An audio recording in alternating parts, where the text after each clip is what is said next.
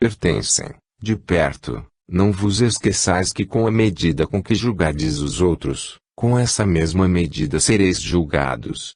Todos pecam, todos erram, e nós não aconselhamos que se ame o pecado, bem ao contrário, o pecado deve ser demolido, se é que ele tem um corpo, extinto, se é que ele é uma semente.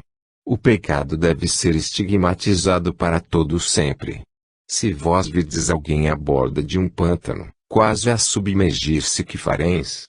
Tereis na alma a coragem precisa para empurrá-lo ao fundo, ou procurareis salvá-lo daquele lodaçal infecto em que se acha prestes a mergulhar? Essa é a condição do pecador, não se deve agravá-la, aprofundando mais o abismo que o ameaça. Devemos pedir ao Pai luzes que os ilumine, que os traga para o verdadeiro caminho, que os faça ver a verdade, que os faça compreender o bem e apelar para os guias espirituais, em súplicas. Que eles sejam a lanterna que vai iluminar os caminhos escuros por onde transitam essas pobres almas. Meus amigos, eis o problema a resolver em espiritismo, a verdadeira solidariedade e fraternidade cristãs. Deus vos ampare e vos guie sempre. Até. José Dácio. Em 19 de maio de 1939. Moeda corrente. Meus amigos e meus irmãos, ao concluirdes os trabalhos de hoje, cumpre-me dizer-vos que a prece deve ser aconselhada em benefício das almas sofredoras. Elas são os piores cegos, os piores surdos. O sofredor impenitente é aquele que nega sempre. É preciso que esses espíritos sintam um efeito positivo sobre si mesmos, para que possam então crer, e o que nós, os espíritos, podemos fazer, e vós, os terrenos, também podereis fazer, é orar muito por esta classe de espíritos, para que eles possam receber algum benefício em seu ser, de forma a poderem acreditar na bondade infinita do nosso Deus. Sentindo o efeito, eles compreenderão que existe uma causa. Meus amigos, a caridade é moeda corrente. Esta moeda tem livre curso nos mundos celestes e nos mundos menores. Na vossa terra, tão mesquinha em sentimento, a caridade tem livre curso. Almas benfazejas procuram fazer dela o seu condão maravilhoso, e ela vai cumprindo seu dever, abrindo as portas dos corações e conquistando almas para Jesus. No espaço infinito, igualmente, a caridade vai se estendendo a todos os seres sofredores, buscando aliviá-los, de forma que eles venham a conhecer que aquele fluido benéfico que aspiram só pode ser partido das alturas. Orai muito, meus amigos, orai pelos sofredores. Vós, criaturas que vos sentis atingidas em vossos organismos físicos e muitas vezes nas vossas próprias almas, pelas atrações, pelas influências desses irmãos a quem chamais inferiores e obsessores, deveis também concorrer para o seu próprio benefício. Nem sempre são elas que vos atraem. Muitas vezes, os pendores das criaturas humanas casam com os pendores inferiores do espírito, e, então, difícil se torna a tarefa para aqueles que querem salvá-los desses gritos iminentes. Vede o homem, que se embriaga. Ele está senhor disso até o momento de levar o copo aos lábios, está no seu sentido moral perfeito, tem o seu cérebro esclarecido, tem a noção clara do seu dever, e por que cede à tentação do álcool? Porque passa por esses lugares que o prendem. Ele vai direito ao vício, assenta-se à mesa e vai fazendo libações após libações, até perder a razão. E argumentam, é o espírito que está em tal ponto que o atrai para ali. Mas, por sua vez, não será ele o seu companheiro? São coisas muito profundas para um estudo superficial. Não defendo o espírito obsessor, querendo negar a culpa do mal que pratica, mas, a verdade é que a semente lançada em terreno propício nasce, cresce e dá fruto, e se o terreno é contrário àquela semente, ela não poderá frutificar. Corações devem estar prontos, férteis para a sementeira do bem. Quando o terreno se nega à prática do mal, a semente não encontrará guarida, estiola-se e não poderá nascer. Perdoai-me a franqueza e vivei como espíritas. Deus vos guarde sempre. Neri. Em 19 de maio de 1939. Não há mistério. Amigos e irmãos, paz seja convosco. Procurando desvendar os mistérios do além, o homem qualifica de sobrenatural tudo quanto lhe escapa à percepção. Desejoso de conhecer o porquê da morte, não se preocupa com o porquê da vida. Respondendo, não há mistério. O além está oculto momentaneamente aos vossos olhos, ser-vos-á descoberto por completo, quando nele penetrardes após a desencarnação do espírito. Não há mistério. O homem inteligente que tem fé, aliando esses dois predicados a uma vontade inabalável, certamente desvendará tudo quanto qualifica de segredo e que nada mais é do que a vontade de Deus expressa no infinito, para cuja leitura é preciso apenas levantar a ponta do véu. Não há mistério.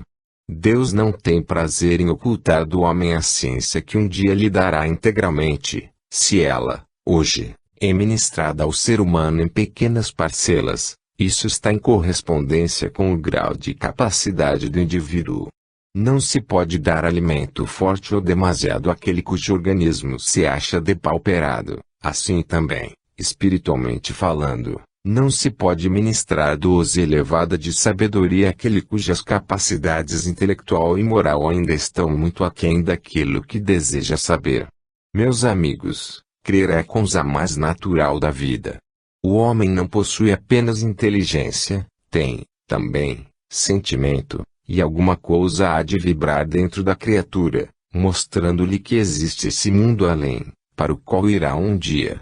A sós consigo mesmo, mergulhando o pensamento dentro do próprio ser, sondando a sua alma, examinando o seu interior, auscultando as pulsações do seu espírito, como o médico ausculta as do coração. O homem chegará ao resultado de compreender que muita coisa lhe escapa por não se dedicar a esses estudos profundos que a sua alma deseja. Por que contentar-vos com as exterioridades fúteis que enchem a vida comum das criaturas humanas?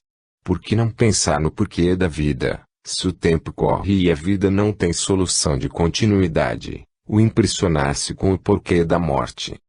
Muitos dizem, com tristeza, que pena que a vida se acabe, que pena que a vida termine no túmulo. Morrer depois de uma vida inteira de trabalho. Quando podia descansar, vem a morte e faz o ponto final da existência. Puro engano. A morte tem somente a função de abrir a porta para que o espírito escape, nada mais. Bem pensado, ela nem destrói, porque a matéria não perece. A morte, insensibilizando o corpo da escapada ao espírito, esta é sua função. Não vos impressioneis com o porquê da morte, impressionai-vos, sim, com o porquê da vida, cuja orientação precisais aprender cedo, para que não tropeceis nos escolhos que a existência terrena oferece. O homem que não se orienta pela fé, perde-se no labirinto de erros e precipícios que representa a vida mundana, e, assim, temendo a morte, que fatalmente virá e para a qual, nos seus desvarios, ele caminha a passos rápidos, esquece-se de que viverá sempre, e, quando lhe falam a este respeito, responde, com o sorriso sarcástico peculiar aos que não entendem destas coisas, sim, pode ser verdade, mas eu prefiro isto aqui. Preferes, então, a cruz sobre os ombros eternamente? Preferes, então, o remorso, a agonia, a dor, o atraso espiritual, as canseiras da vida material? Preferes tudo isso à glória que Deus te promete dar um dia, quando, pela fé, a conquistares? Meus amigos, não há mistério. A preguiça intelectual do homem é que o impede de perscrutar estas coisas, porque, estudando, aperfeiçoando o caráter, aproximando-se da verdade e da luz, certamente lhe virá a convicção de que existe de fato um mundo além. Para esse mundo além caminhais todos vós, lembrai-vos sempre das virtudes que para lá conduzem: abnegação, altruísmo, caridade, humildade, paciência, resignação nas grandes dores, perdão para as culpas, enfim, amor ao próximo. Deus vos guie sempre nesta vida dolorosa de amarguras e sofrimentos para aqueles que não sabem crer. Deus vos abençoe. Max. Em 23 de maio de 1939. A voz de uma sofredora. Meus amigos, Deus vos dê a sua paz. É uma das virtudes que mais aproveita ao ser humano, a paciência. Posso falar dela, porque foi a minha inseparável companheira, enquanto meu corpo viveu neste mundo em que hoje viveis. Desde a infância, desde as faixas do berço, o sofrimento não me deixou, e ele cresceu comigo. Iam-se passando os meses, os anos, e o sofrimento também aumentando a sua dose, reduzindo meu corpo à sua verdadeira morada. Quando a idade da adolescência se aproximou, mais vivas se tornaram as minhas dores, porque então, não sendo mais infantil, eu já podia começar a compreender as coisas, com os mais velhos. Os outros eram alegres, risonhos, felizes em seus lares, felizes com suas companheiras de escola e eu, sem poder frequentar aulas, sem preparo, apenas ganhando dia a dia mais paciência no meu sofrimento. Meu cérebro raciocinava: por que, Senhor? Que fiz eu? Por que padeço tanto, desde a infância até agora? Por que não vejo diante de mim um dia de sol, um dia em que a minha alma se alegre como os outros? Mas, seja feita a tua santíssima vontade. Assim foi passando a minha existência, sempre sofredora, sempre dolorosa, do nascimento ao túmulo um constante gemido. Não tive rosas, não tive flores, não tive alegria nem prazeres infantis, nem sonhos de mocidade. Tive uma velhice precoce, aos 20 anos parecia ter dobrado idade. Mas, graças a Deus, disso me recordo com suma satisfação, palavras contra esse sofrimento, meus lábios nunca proferiram. Eu tinha a convicção secreta de que um dia haveria de ter explicação de tudo aquilo, como porque Deus, Pai de infinita misericórdia e amor, tão amante das criancinhas, tão bom para toda a humanidade, teria repartido entre as suas dádivas uma parte tão dolorosa para mim, enquanto para todos os outros, saúde, vigor, fortuna, mocidade. O sofrimento continuou, até que, não podendo mais o pobre corpo resistir a tanta mágoa, a tanta pena, a tanta amargura, tombou vencido pela moléstia. E agora quero dar-vos conta o resultado de minha paciência. Senti-me transportada imediatamente para esse espaço animado, que tanto embelezam os dias de sol. Senti-me transportada, como, não sei, braços rapidamente levaram meu pobre corpo como um simples trapo, cuidaram dele, e nada vi. Minha alma se foi. E se foi. Escutando a grande música do universo, e se foi, ao som de cânticos alegres, que eu nunca havia escutado na terra. E eu me vi tão bela, subitamente. O meu corpo doente, lá na terra ficou, agora eu era transparente, diáfano e não manchava os lugares por onde passava.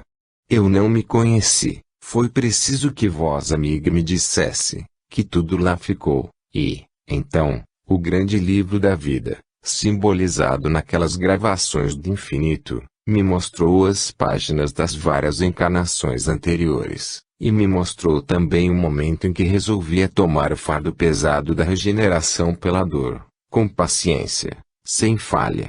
E eu havia prometido ao meu guia que dos meus lábios humanos não sairia uma palavra contra aquela prova dolorosa, aquele cálice amargo, que eu havia aceitado propositadamente para minha regeneração.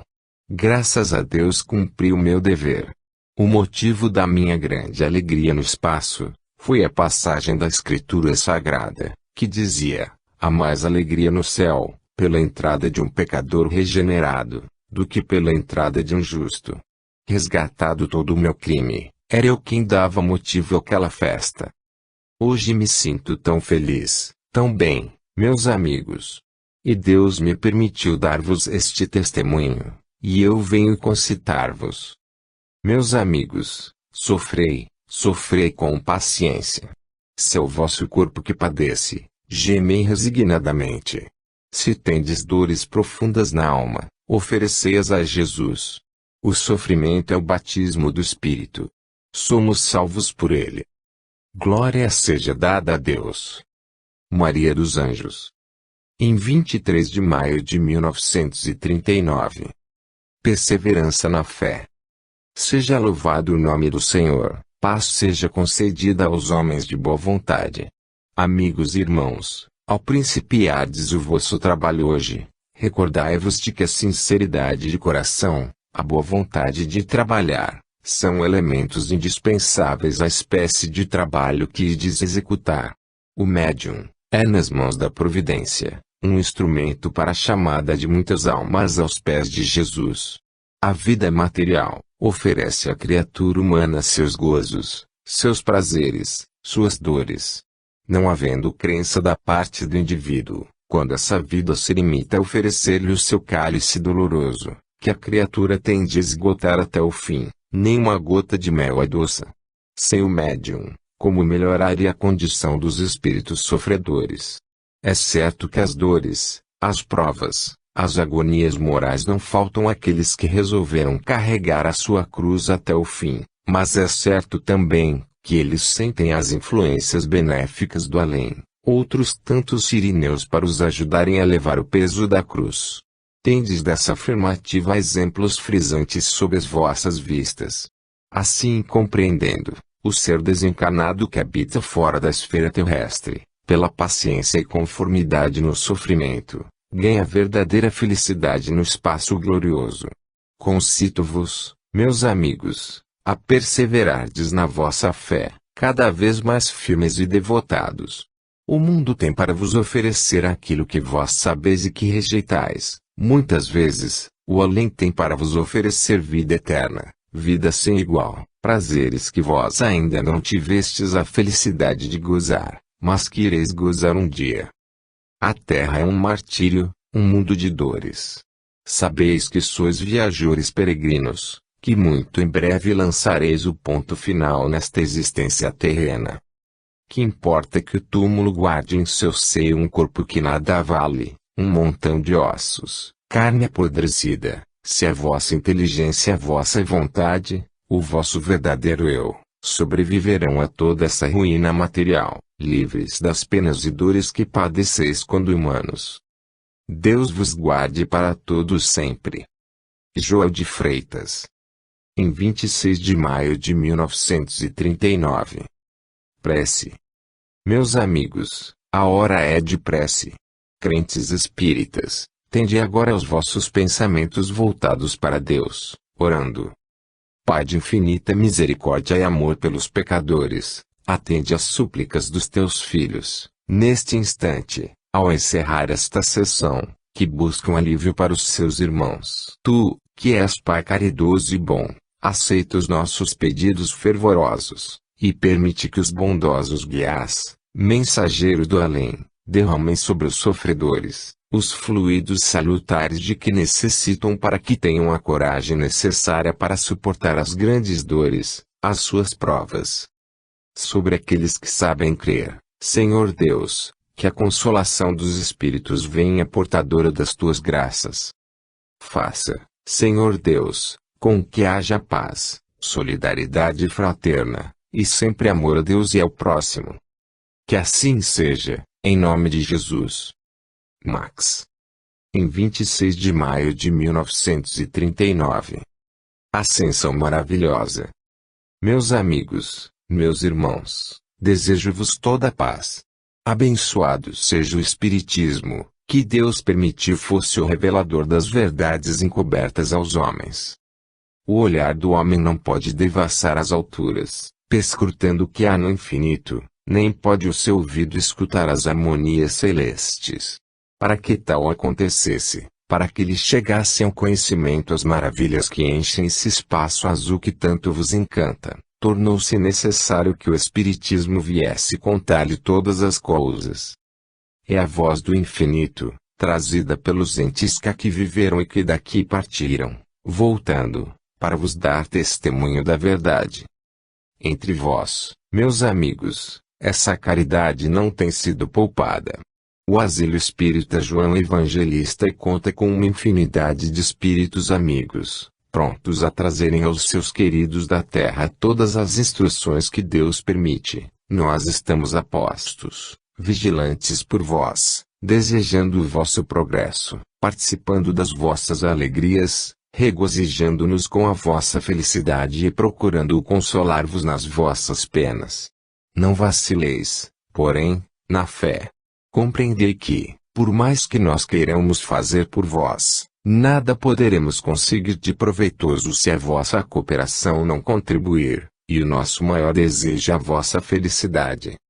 Meus amigos, não há exagero nesta expressão traço. Quem, como nós, conhece, até certo ponto, é claro, as belezas do infinito, desfrutando as graças que Deus concede, não pode ser indiferente à vossa sorte. Desejamos que, quando chegar a vossa hora, possais também vir a encontrar-nos, trazidos pela vossa esperança, pela vossa fé. É por isso que cultivamos tanto o vosso aprendizado, encorajando-vos, fazendo-vos ver a necessidade da dor, incutindo-vos a paciência na adversidade e ensinando-vos o perdão a todos os seres, porque aquele que ama, perdoa e cultiva a virtude, aquele que deseja subir, mais depressa galga esta ascensão maravilhosa do Espírito que vem da terra para a luz. Subi, meus amigos, mas subi pela humildade, pela vontade de ser bons, pela caridade, comprovadas nos vossos atos e nas vossas palavras. Subi, meus amigos, e vinde até nós, vinde, porque, então, vereis quanto é real a nossa amizade para convosco, quanto vos estimamos e quanto velamos pelo vosso sossego. Não vos façam esmorecer as lutas terrenas, sejam elas um incentivo para o vosso progresso, sejam elas, realmente, a alavanca que vos impulsione para frente. Coragem, meus amigos, a vez de ser felizes conosco, um dia. Irene. Em 30 de maio de 1939. Fé e perseverança. Amigos e irmãos, duas condições indispensáveis para o progresso do homem espírita são a fé e a perseverança. A fé, porque é um elemento básico, que traz a convicção da realidade da vida além campa, porque é ela quem sustenta o homem nas grandes dores da vida presente, porque, enfim, é ela o único alimento da alma verdadeiramente crente. A perseverança é, também, elemento utilíssimo para o crente, porque, por ela, o indivíduo persiste naquilo que é acertado e justo. A fé aponta-lhe o caminho a seguir, a perseverança o faz dele não se afastar, a fé diz-lhe que ela encampa um mundo feliz, onde ele irá habitar, a perseverança o faz permanecer nesta crença e dar testemunho dela, jamais se afastando do caminho que a fé conduz. Para aquele que crê, segundo a palavra do Mestre Augusto, não há impossíveis. Tudo realiza a fé, tudo opera a crença verdadeira do homem. Situações que, para outros, parecem inexplicáveis, contingências difíceis, que semelham grandes montanhas intransponíveis, para o homem crente se transformam em planícies onde ele pode caminhar à vontade, sem risco de tropeçar. É que ele se apoia no bastão poderoso da fé, e por ela tudo consegue. Quando virdes uma criatura desesperada, sem conforto, alucinada, enxergando perigos por todos os lados e procurando afastar-se deles, parecendo, até, que quanto mais os evita mais os perigos se aproximam, podeis ficar certos de que essa criatura não tem fé muito sólida, vai como a bandeira levada pelo vento. Se tivesse crença, saberia que, além dos poderes humanos, existe o poder ultra-supremo, que é o poder sem limites do arquiteto que dirige todo o universo. Se possuísse fé, não ignoraria que as situações irremediáveis para o homem podem desfazer-se de um instante para o outro, ao sopro da vontade de Deus. Assim pois, todo crente espírita deve fortalecer-se na fé, e, pedindo ao seu Deus aquilo que julga necessário para o corpo ou para o espírito, dele esperar a grande esmola. Os desesperados da vida, aqueles que procuram dela escapar pela porta falsa que conduz à morte pelo suicídio. Esses são indivíduos fracos, sem convicções, que não sabem lutar, a quem tudo amedronta, a quem qualquer situação apavora. A fé sustenta o homem, para ela, não há impossíveis. Há, também, necessidade de explicar à criatura humana como é possível permanecer assim solidamente na fé. Porque muitos dizem, Senhor, Senhor. Eu creio, mas longe estão de crer. A fé salvadora, que aponta o caminho real para outra vida, sem ilusões, em plena verdade, é a fé da criatura que traz o coração à mostra diante de Deus, que não tem subterfúgios em sua vida, que não apresenta aos homens uma face, quando seu interior é bem diverso. A fé que conforta e sustenta é a fé sincera, que não duvida e procura dar testemunho desse sentimento augusto perante os homens. Mas a fé daqueles que só a possuem em certos momentos adequados à sua existência e quando essa virtude não lhes vem a atrapalhar qualquer passo da vida ou quando ela os faz parecer bem aos olhos do mundo, essa fé não é aquela de que São Paulo fala com tanto ardor. O homem verdadeiramente crente procura, nas situações mais difíceis da vida, manter-se dentro da fé, ainda mesmo quando as conveniências sociais o impelem para uma posição diferente, até mesmo quando o preconceito de raça ou de família lhe faz pender para um lado que a fé condena.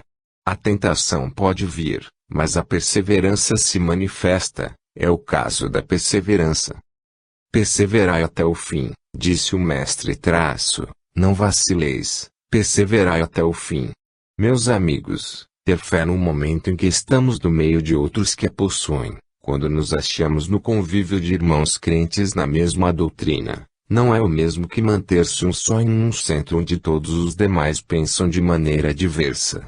Então, aquele que contemporiza, que procura moldar-se a essa situação, não diga que tem fé, porque, se a tivesse, saberia sobrepor-se às circunstâncias do momento. Saberia colocar a crença à altura de um dogma, saberia, enfim, que suas convicções merecem o sacrifício do mundo e das conveniências sociais, a dedicação inteira do seu espírito. Meus amigos, ter fé é ser leal a Jesus, e a Jesus não se mente. Deus vos guarde e abençoe sempre, em todos os dias da vossa vida. Tiago. Em 30 de maio de 1939. Um corretivo. A Terra, meus amigos, é o cenário onde se desenvolvem as atividades dos espíritos encarnados, isto é, dos homens. A Terra de tudo tem. Criaturas em progresso, criaturas em provas, criaturas negativas porque não dão fruto bom, nem mau, e criaturas que, aparentando crer, não dão dessa fé nenhum testemunho solene, pelo fato mesmo dela ser apenas aparente.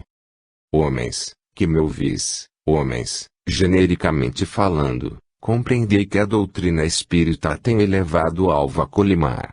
Ela não foi manifestada ao mundo tão somente para lhe contar que há um mundo oculto que ele não conhece. Ela não foi revelada somente para dizer que a espiritualidade é um fato.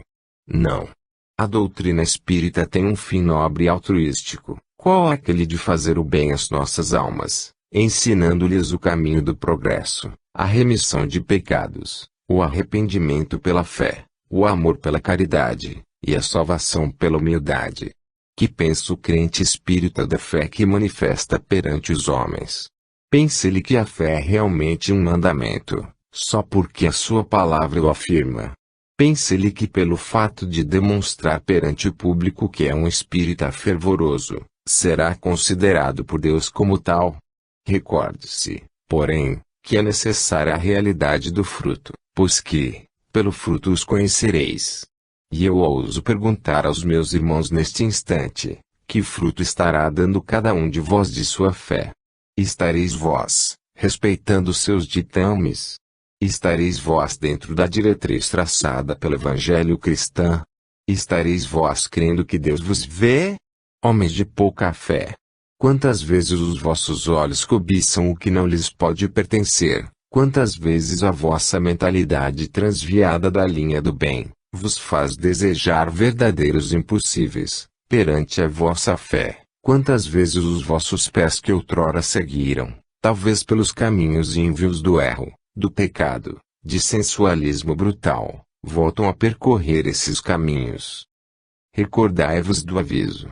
Aquele que não tem culpa, nada tem a temer, pois os seus pensamentos são puros, os seus pés caminham na linha do dever, não tenho que recear pelo que acabo de proferir, nem pelo que vou dizer. Guardai-vos, porque, quando muitas vezes pensais estar a sós, estáis acompanhados de perto, e nós nos entristecemos porque um momento vos vemos pregando a doutrina, exaltando-a, e, no instante seguinte, dando formal desmentido, a propriedade alheia à lei divina. Lá inviolável. A reputação dos outros respeitabilíssima. Não vos falo em vão, sei por que falo. Guarde-vos Deus do grande pecado de desejar impossíveis. Que Deus vos abençoe, todas as vezes que aceitardes o corretivo que vem de lá. Deus vos abençoe, Deus vos faça pensar bem e corrigir as vossas faltas, enquanto é cedo. Que assim seja. Tiago. Em 2 de junho de 1939. Uma explicação necessária. Louvado seja o nome do Senhor Jesus Cristo. Vós não podieis me esperar, vós não podieis acreditar que eu cá viesse. No entanto, aqui estou. As minhas crenças opostas às vossas, dentro do seu sistema prático, são, todavia, as mesmas, no que diz respeito à fé em Deus. Não há muito tempo deixei a terra em que habitais. Espírito que me estimou sempre e com quem sempre aprendi, dando-me esclarecimentos necessários para a vida terrena, tem sido meu anjo tutelar neste itinerário que faço no mundo dos espíritos. E de vos admirar quando souberdes quem vos fala, mas não há motivo para isso. Eu sabia que a alma é imortal, sempre soube que o corpo morre e ela vive, nunca tive dúvidas a esse respeito, e não parti cega para outra vida. Um caso me traz aqui hoje, que é explicar um ponto que desejo ver esclarecido. Quando da terra saí, não deixei compromisso com pessoa alguma. Absolutamente, nada devo a ninguém. Aquilo que me foi confiado, eu restituí. Estou com a minha consciência em paz, e, absolutamente, não fico perturbada com essa ideia de pensar que devo, porque não devo. Triste condição de alma. Sim, senhores. Pobre criatura sem luz. Esquece-se que eu estou cá, mas estou viva, não estou morta, porque espírito, alma, não morre. Esquece-se de que eu posso vir aqui tudo dizer, pois que não tenho capricho nenhum, e não fiz o propósito de não vir. Quando se passa para o além é que se sabe como são as coisas. Cuidado, cautela. Leva o recado direito, porque não és tu só que estás ouvindo, há muita gente escutando. Não devo nada a ninguém, não escondi coisa alguma. Minha consciência está descansada, minha fé, firme. Permanecei na vossa, porque a existência do espírito é um fato. Deus vos ampare e não desproteja o meu espírito. Meu nome, basta isso. Maria Ignácia. Em 2 de junho de 1939. Ser feliz. Meus amigos, meus irmãos, Deus seja convosco. É muito natural que toda criatura humana deseje ser feliz. A felicidade é a aspiração da humanidade. Todos querem um lar bem constituído, onde reinem a paz e o bem-estar espiritual e material de seus componentes. Todos desejam que a felicidade more em suas casas. Nem eu aqui vim para censurar ou insinuar coisa diferente. Meus amigos, em que consiste a felicidade? Como se pode ser feliz? Onde habita a felicidade, para que seja procurada e trazida àqueles que a desejam? O que é necessário fazer para que ela não se afaste, antes more efetivamente nos lares que almejam? Desde o momento em que um desgosto, uma moléstia, uma causa qualquer comum à vida material se lhe defrontem, a criatura humana não se julga mais feliz. Ela, que dantes se regozijava pela paz que reinava em seu lar, de um momento para outro já não se sente feliz. Por vezes, É a moléstia, que vem perturbar o curso da felicidade. De outras vezes, é um desgosto qualquer que desempenha esse papel. Mas, meus amigos, cumpre encarar a felicidade como de fato é, não como uma ilusão, uma miragem enganadora. A felicidade promete e vem. E vós pensais que ela promete e foge. Não é assim. Ser feliz é ter a consciência tranquila, é ter certeza de que a ninguém se faz mal, é saber que se pode realizar, e assim se faz, a maior soma de benefícios possíveis a cada um. Ser feliz é não dizer mal dos outros, é ter a mente pura, limpa, clara, para que Deus nela possa mergulhar o seu olhar profundo. Ser feliz é viver em paz com todas as criaturas, é ter a paz íntima, a paz interior, que só a consciência tranquila pode dar. E, quando o sofrimento vem, quando as dores inevitáveis da vida se apresentam, sob a forma de uma cruz, ainda assim é possível a pessoa bem-intencionada ser feliz, porque essa felicidade, agora, representará o cumprimento da prova, que ela oferece em resgate do seu pecado, compreendendo que ninguém pode viver sem se purificar, para benefício de sua alma. Aquele que deseja ser feliz se adapta às circunstâncias da vida, certo de que Deus não é indiferente ao seu sofrimento. Se o permite, é porque alguma utilidade ele tem. Meus amigos, é preciso saber viver para poder ser feliz. A esta mesma hora, em que vós aqui vos reunis cristãmente, religiosamente, buscando ganhar algum conhecimento da doutrina que professais, que venha fazer bem aos vossos espíritos, outros indivíduos, em reuniões que vós não conheceis, gastam o tempo inutilmente. Nem devo dizer inutilmente, prejudicialmente a expressão. Quantos, neste momento, afastados de seus lares, esgotam as forças espirituais de suas mentes e as energias vitais de seus corpos materiais, desperdiçando horas e horas a fio na prática de toda sorte de pecados. E é possível que tais criaturas se sintam felizes? Não o creio. Seus entendimentos se encontram obscurecidos pelos vapores das bebidas alcoólicas, seus sentimentos, abafados, porque elas são as primeiras a querer sufocá-los, seus corações, pisados pelos seus próprios pés, suas inteligências, embotadas pelo vício, suas deliberações, incertas, enfim, tais indivíduos não se podem sentir felizes no meio em que se encontram. E por que não pode a felicidade existir para eles? Porque eles não a vão buscar onde ela se encontra, nem abrem a porta de seus lares para que ela entre, deixam-na lá fora e vivem dela afastados. Meus amigos, vós podeis ser muito felizes. Tendes uma crença que é o sustentáculo dos vossos corpos e espíritos, possuís o conhecimento da vida eterna, que é uma certeza para afastar o pavor da morte, desfrutais a convivência cristã dos vossos irmãos, que vos fortaleça a fé. Sede, pois, felizes assim, ligando o coração a coração, irmão a irmão, que o sentimento de um, seja o sentimento de todos, que a alegria de um, faça a felicidade do outro, que a tristeza de um encontre eco no coração do outro. É assim que se pode ser feliz. Porque, não obstante toda a luta do dia, todo o trabalho, toda a falta de conforto, tudo quanto possais imaginar de penoso, ao recolher-se a criatura aos seus aposentos, a comunhão que se estabelece entre ela e o Divino Mestre é um verdadeiro alento para as forças enfraquecidas. E, então, essa criatura poderá dizer: Jesus, Senhor, terei cumprido o meu dever. Ao que o Mestre responderá, carinhoso e bom: sim, cumpriste o teu dever.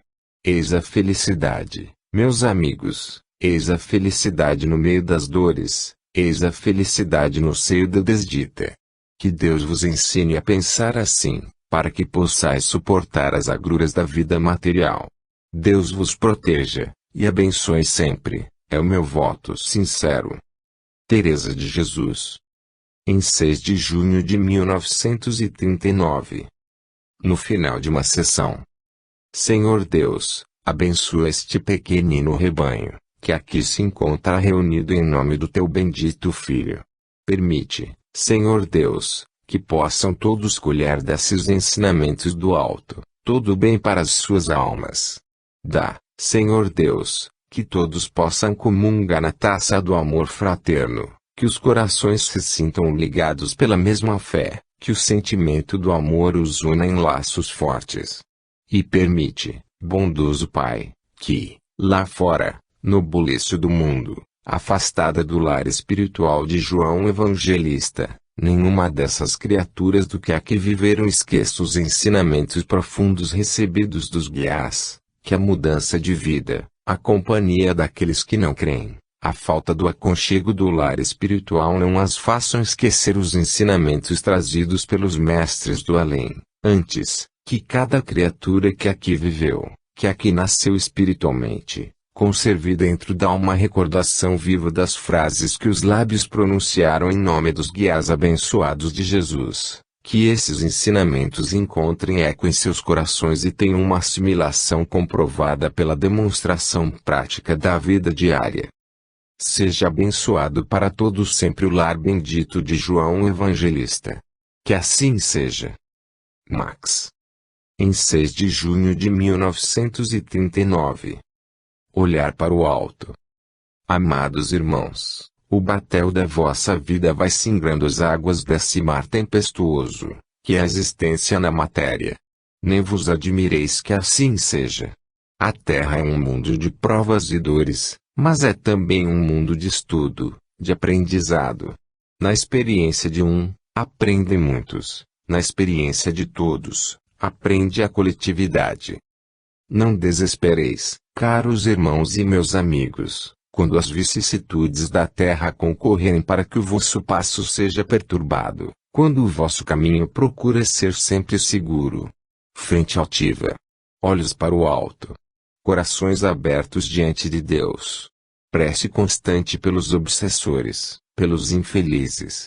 Coragem para suportar o peso da cruz, que talvez não leve muito tempo a ser retirada dos ombros, porque, quando as almas padecem e se submetem ao sacrifício, sem modular queixa, a caridade de Deus pode arrebatá-las para o mundo da luz, onde residem permanentemente as almas felizes e boas. No entanto, enquanto o dia abençoado não raia, suportai, mas suportai com paciência os sofrimentos que vos impõem a maldade, a incompreensão do mundo e a falta de fé daqueles que nos rodeiam. Amigos e irmãos, Deus vos abençoe todas as vezes que auxiliais os fracos e amparais os sofredores, porque não é só sofrimento daqueles que vivem na rua suplicar esmolas. Há criaturas que padecem dentro da alma e no entanto, somente a caridade de Deus as vê, somente Ele as entende, porque muitos homens passam indiferentes, cuidando que a dor é sempre material. Puro engano. A fonte de dor vem do Espírito, e este só o Cristo está sempre pronto a atenuar. Seja feita no lar cristão a santíssima vontade de Jesus. Que assim seja, para benefício de todas as almas. Max. Em 9 de junho de 1939. Moléstias da alma. Amigos e irmãos, Deus seja louvado. Volto mais uma vez a aconselhar os meus irmãos em Cristo, para que tenham a sua vida traçada sempre pela norma do Espiritismo cristão, deixado ao mundo por aquele que sacrificou a própria vida no cimo do Calvário. Meus irmãos, a doutrina que vós professais é profunda e instrutiva e tem base suficiente para sobre ela edificardes a vossa fé. A doutrina que vós professais é inteligente, porque fala aos vossos conhecimentos despertando a vossa razão para as profundezas reais da vida além túmulo. Se a vida material exige apuro cuidadoso, estudo meticuloso para a realização dos seus justos fins, por parte dos cientistas dedicados, quanto mais a doutrina, a ciência, a filosofia da alma de onde se origina a fé. Materialistas, a parte espiritual do vosso ser, a alma, elemento imponderável, vós recusais aceitar pelo simples fato de não a enxergardes, esquecendo que no que diz respeito às minúsculas grandezas materiais necessitais de lentes fortes para sua percepção, pois não as divisais a olho nu. A ciência espírita, a ciência da vossa alma, tão bela, tão profunda, tão elevada, exige cuidado muito mais eficiente, estudo meticuloso, que abrange grandes conhecimentos. Não vos encontreis nas condições daqueles que, por não conhecerem a existência dos micróbios, os negam. Não sejais assim no que diz respeito à alma. A alma necessita cuidado no tratamento de suas moléstias, e as moléstias da alma são bem mais graves do que as moléstias físicas, porque a alma padece e poucos conhecem o seu sofrimento. Só o Espírito Divino, só o mensageiro do Senhor, ministra-lhe o alívio, pela irradiação de fluidos, bálsamo salutar da fé. Volto a falar-vos, meus amigos, para vos dizer, cuidado, muito cuidado com as moléstias das vossas almas. São elas, o orgulho, a avareza, a maledicência, o egoísmo, que se pode qualificar como raiz de todos os males que se localizam nos organismos físicos, gerando doenças mortais. Falo isto àqueles que não sabem crer, e aos que creem, para que pelos seus atos, pela sua conduta de todos os dias, possam destruir os germes dessas doenças perigosíssimas. Pela vossa conduta que o mundo vos distingue dos outros homens. Que sejais isentos de culpa, e que Deus vos abençoe. Tiago. Em 16 de junho de 1939. Belas e confortadoras palavras. Deus seja louvado. João Evangelista reparte as esmolas espirituais a muitos crentes que aqui se apresentam. Ele reparte o pão material com as crianças que aqui moram, e reparte esmolas morais para os aflitos de coração, fornecendo-lhes o bálsamo que cicatriza as grandes dores, e tonifica as almas. A casa de João Evangelista só tem para os assistentes palavras de conforto e paz. Eu fui mulher na última existência, falo assim para me conhecerem, porque não estou sendo conhecida por vós, parecendo algo diferente, e efetivamente estou. Uma só palavra resume tudo quanto me vai na alma pela interpretação fiel do meu pensamento nas intuições. Eu agradeço mais uma vez o que se faz em meu nome. Agradeço porque o meu espírito se eleva e glorifica ao meu Deus, pelo bem que se produz em benefício dele. O meu espírito deseja evoluir muito, tem ânsia de progresso e luz. Eu pouco fiz na terra. Há circunstâncias de vida, há crença, e, o que dizer mais? Há porém na terra quem tenha abraçado a verdadeira fé, quem conheça as luzes do Espiritismo e o brilho do mundo além. Em meu nome muita coisa tem sido feita, muita lágrima enxugada, muita caridade praticada, e eu venho mais uma vez agradecer, por ver certo recebimento fiel das minhas intuições. Tenho uma palavra exclusivamente para as mulheres, exclusivamente para o sexo fraco, no dizer do homem, e essa palavra é, mulheres, sede fortes. Não permitais que o homem encontre em vós a fraqueza moral que encontra no vosso corpo físico.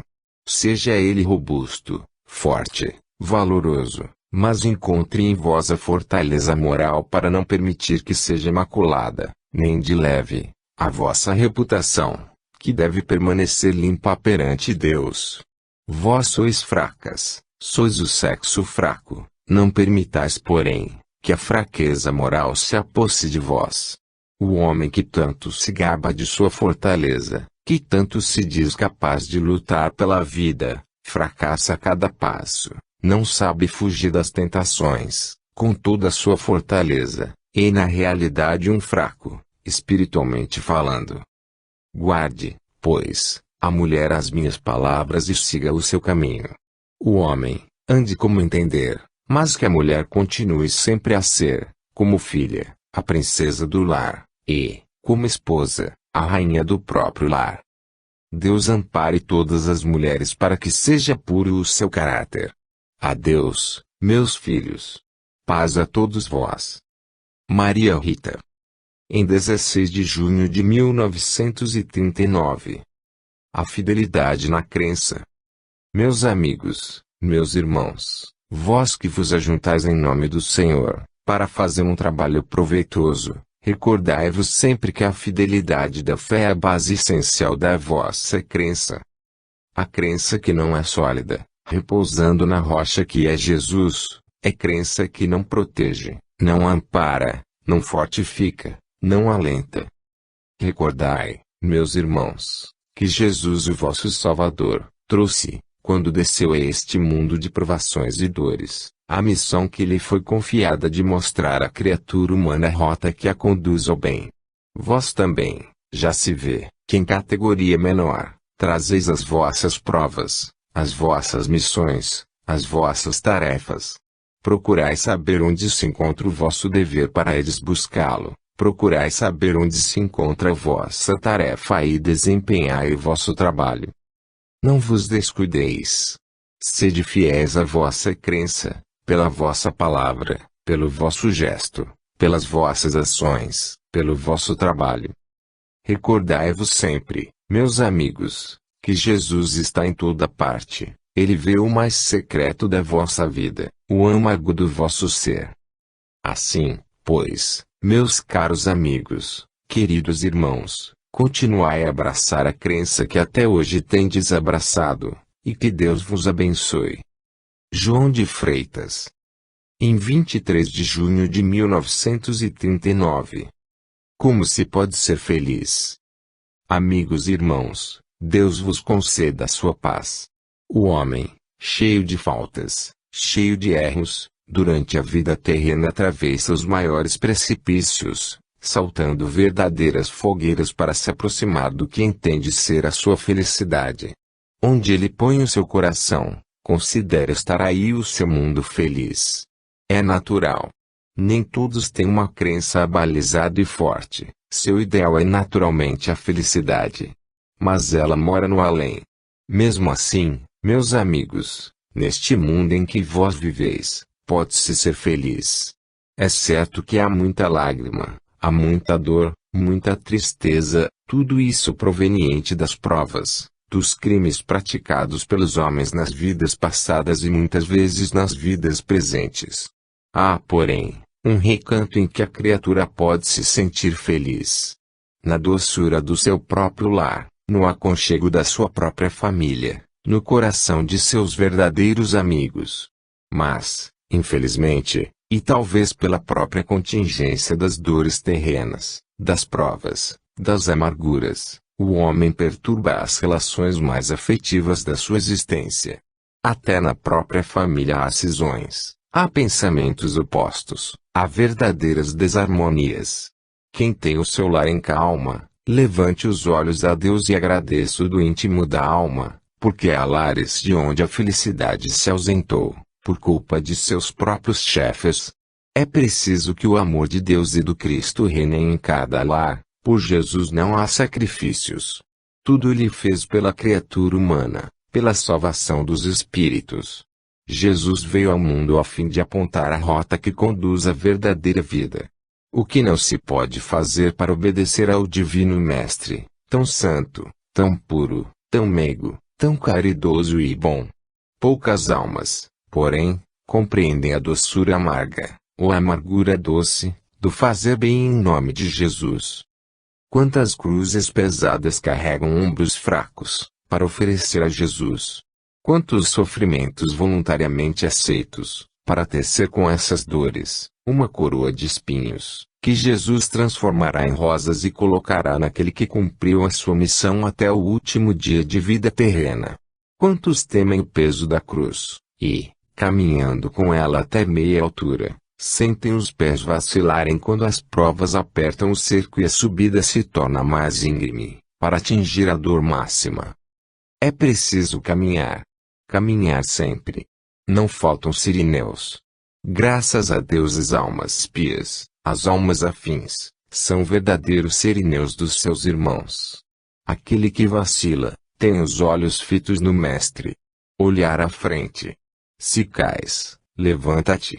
Jesus também, ao peso da cruz, tombou 3 vezes, mas levantando-se sempre. Um dia vosso corpo cairá de vez e vossa alma subirá. A felicidade se mostrará como um dia de sol, como um verdadeiro arrebol. Ela será o alento, a recompensa daqueles que passaram na terra sem serem compreendidos. Deus vos guarde e vos ensine a ser sempre unidos, sempre fortes, sempre amigos de coração. Paz de Jesus com todos vós. Isaura. Em 23 de junho de 1939. Exortações à paciência. Meus amigos e meus irmãos, ninguém sabe o dia certo em que o seu espírito ganhará libertação pelo desprendimento do corpo. Ninguém sabe a hora, o momento em que será chamado além, à face dos seus guias. No entanto, todo homem deve estar preparado para esse momento solene que, embora parecendo tardar, não falha. É preciso enfrentar esse vale de lágrimas, de dores, suportando as grandes provações, num meio muitas vezes contrário às suas ideias. Quem vive assim, não pode encontrar comodidade espiritual na terra. São criaturas que se habituam a viver com pensamento no alto, esperando sempre as consolações para o seu espírito e para o seu corpo, de forma que, a contingência da vida terrena, as choca de tal forma, que ficam sem saber o que fazer, caindo muitas vezes, na tentação. Devem se lembrar, porém, essas criaturas, que a terra é fértil em dissabores, em ingratidões, em incompreensões, em mal-entendidos, em dores profundas e mágoas ocultas, que a ninguém é ousado devassar. Meus amigos, paciência em viver. Chegará o dia da vossa libertação. Chegará o dia em que vos vereis faca a face com os vossos guias, que vos estreitarão e encontro ao peito, satisfeitos pelo vosso dever cumprido.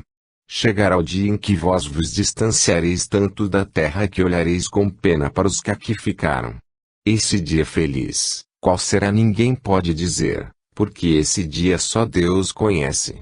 No entanto, daqui até lá convém um preparo consecutivo, uma solicitude constante para o trabalho espírita e paciência para a compreensão dos homens. Quantas vezes vós, que derramais gotas de mel para aliviar os sofrimentos alheios, só colheis para o vosso próprio cálice gotas amargas. Sorvei vosso cálice até o fim. O Mestre Divino, Jesus, do alto do Calvário, perdoou os seus inimigos e irmãos. O cálice que lhe foi apresentado, ele aceitou humildemente, dizendo que se fizesse a vontade de Deus e não a sua. Fazei assim, meus amigos. Quando as consolações mais ternas vos faltem, quando recebais as maiores ingratidões daqueles para quem só praticais o bem, a quem só confiais benções, perdoai sempre, e lembrai-vos que Jesus perdoou de coração a todos que o maltratavam. Sois espíritas, e o espiritismo vos conforta. Sois espíritas e a sua caridade não se afasta de vós. Sois espíritas, dai demonstração de que realmente o sois, e não espíritas unicamente de rótulo. Deus, vê o íntimo das almas. Louvado seja o seu santo nome. Célia. Em 30 de junho de 1939. Incitamento à coragem. Meus amigos, meus irmãos, é sempre com pensamento em Deus, na sua grande misericórdia, na sua infinita caridade para com os humanos, que eu penetro neste recinto. Fazendo um estudo sobre cada um de vós que aqui se encontra, analisando os motivos que aqui vos trazem, as razões da vossa consciência, eu vou coligir os dados para a compreensão exata do porquê das sessões práticas de espiritismo. Cada um tem as suas dores, guardando-as uns para si e outros trazendo-as para o convívio dos seus irmãos. Alguns, não conhecedores das doutrinas espíritas, aqui penetram, para compreenderem melhor, ensinados por expoentes mais fracos e, talvez, orientados por pseudocientistas. Noto, entretanto, que sobrepuja sobre todas estas coisas, a vossa razão que compreende as dores ocultas das almas, e, buscando lá fora o remédio para elas, não encontrou farmácia que fornecesse medicamento, o alívio para o coração angustiado. O crente espírita traz as suas dores necessárias trancadas no peito, e vem suavizá-las na prece. Esses que assim fazem, voltam para as suas residências confortados, aliviados nas suas penas. Meus amigos, é necessária muita coragem para permanecer tranquilo num mundo agitado como este que vos envolve. É necessária muita firmeza de vontade para permanecerdes fiéis, num meio em que tudo se agita, tudo se perturba, e em que até os próprios pensamentos são desconexos. É necessária muita fé para